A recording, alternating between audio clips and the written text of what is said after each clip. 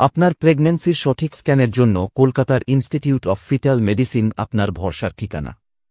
এখানে আমরা early anomaly detection সহ প্রেগন্যান্সির প্রতিটি ধাপে সঠিক স্ক্যান করি।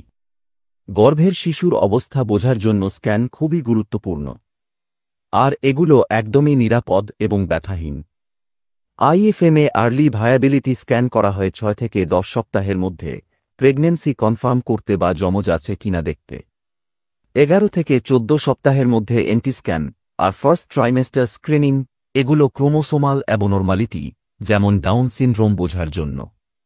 18 থেকে 24 সপ্তাহে অ্যানোমালি স্ক্যান, বেবির প্রতিটি অঙ্গ আর প্লাসেন্টার পজিশন জানার জন্য।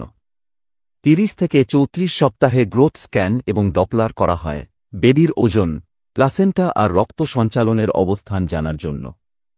এছাড়া ফিটাল ইকো এবং অন্যান্য স্ক্যান করার অপশন আছে। প্রেগন্যান্সির যে কোনো সময় আপনার এবং আপনার বেবির সুস্থতার জন্য আমরা সব সময় পাশে আছি।